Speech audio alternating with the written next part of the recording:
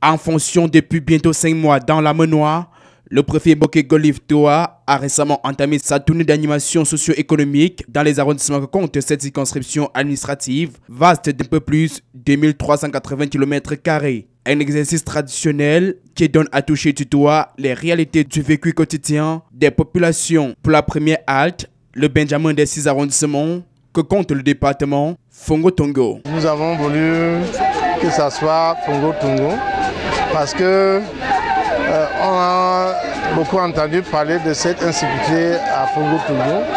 Avant d'aller là où il y a la paix, là où on sait qu'il y a plus de paix et qu'il n'y a pas beaucoup de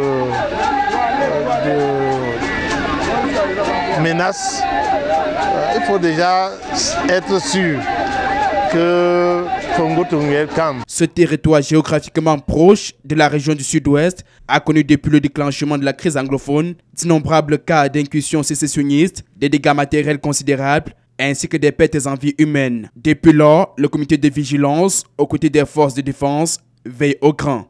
Une séance de travail avec les populations locales à l'esplanade de la sous-préfecture, occasion de trouver pour les uns et les autres d'ouvrir les cœurs pour laisser entendre les mots qui minent leur quotidien. Pour le représentant du mouvement pour la renaissance du Cameroun, il est bon de dire la vérité.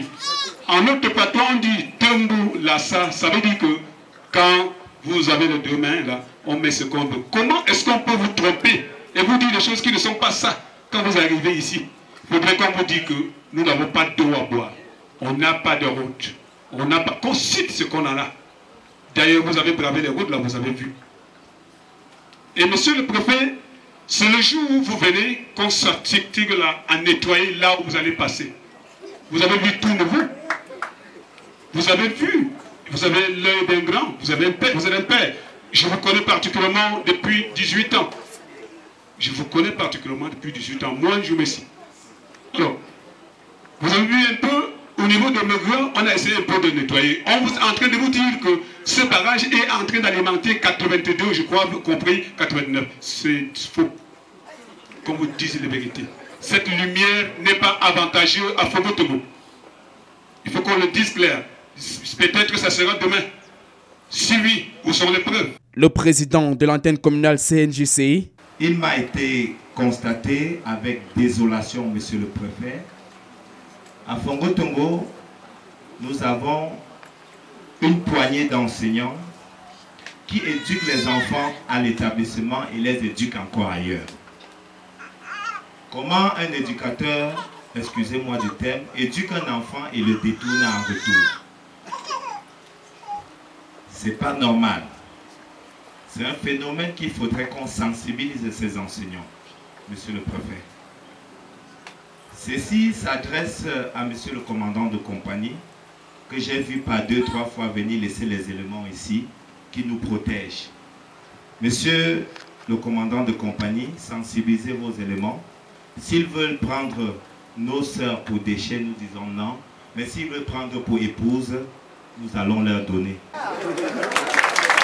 Et pour terminer, je voudrais aussi, avec votre permission, que vous transmettez à la plus haute hiérarchie que Fongo Tongo aussi attend un statut particulier, comme les régions du nord-ouest, sud-ouest. Parce que Foson et Lénong n'est pas différent de Babaki, de Goretunja ou de Kumba. Ils sont sinistrés, tout est dévasté là-bas, monsieur le préfet. Et pour le parti au pouvoir, transmettre au chef de l'État, président de la République, nos compliments pour des nombreuses réalisations dans l'arrondissement de Fongo Tongo. Cependant, monsieur le préfet, nous avons une préoccupation prépondérante. Depuis que le Cameroun existe, un fils de Fongo Tongo n'a jamais été ministre, même quand c'était les groupements Foson, LLM et Fongo Tongo, ni directeur général de société, ni même assimilé à ministre, ni membre d'un organe constitutionnel. Le vivre ensemble dans la Menoie n'est pas réel, monsieur le préfet. Notre rêve, c'est que pendant votre séjour, que cela change.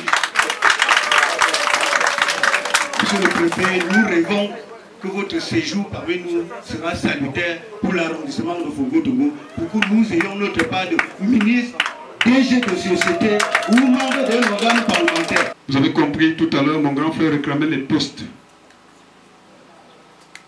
Vraiment. Bon, aujourd'hui, il continue à réclamer, il réclamera. Il réclamera. Ça fait au moins 10 fois que mon frère réclame les postes à Fongo-Tongo. Il n'a jamais eu. Il n'a jamais eu. Et la vérité ici à Fongo-Tongo, c'est que, monsieur le préfet, vous avez parcouru Fongo-Tongo. Vous êtes allé à Megue. Le tronçon de Megue qui monte jusqu'à Megue, ça ressort ici. Il y a une sortie là. Monsieur le préfet, vous m'avez vu braver avec ma 92. Vous accompagner. La route, c'est pour le peuple et non pour les brados. La route, c'est pour la population. Ça veut dire qu'on devrait mettre cette route à la hauteur de la population, le bas peuple. Entre autres interventions, tour à tour, l'autorité a visité le chantier de construction de l'hôtel de ville, le site de bauxite de Fongo-Tongo, la fameuse chute de Mamiwata, le mini-barrage hydroélectrique, non loin du chef-lieu du département. Nous avons visité le site de Mamiwata, des chutes de Mamiwata, qui pour moi a été une découverte parce que je n'y étais pas encore. Et je trouve que c'est un lieu auquel on donne une certaine valeur culturelle, spirituelle même, et qui amène des touristes. Mais c'est des choses qu'on doit valoriser. Pour valoriser notre tourisme, vous savez que le tourisme fait le bonheur de plusieurs pays au monde. Et si on peut avoir des sites comme ça, on ne doit pas les minimiser. Donc, je n'ai pas très satisfait de tout cela et je sais qu'il y a plein d'autres. La prochaine étape est consacrée à l'arrondissement de Tchon dès ce 6 janvier 2020.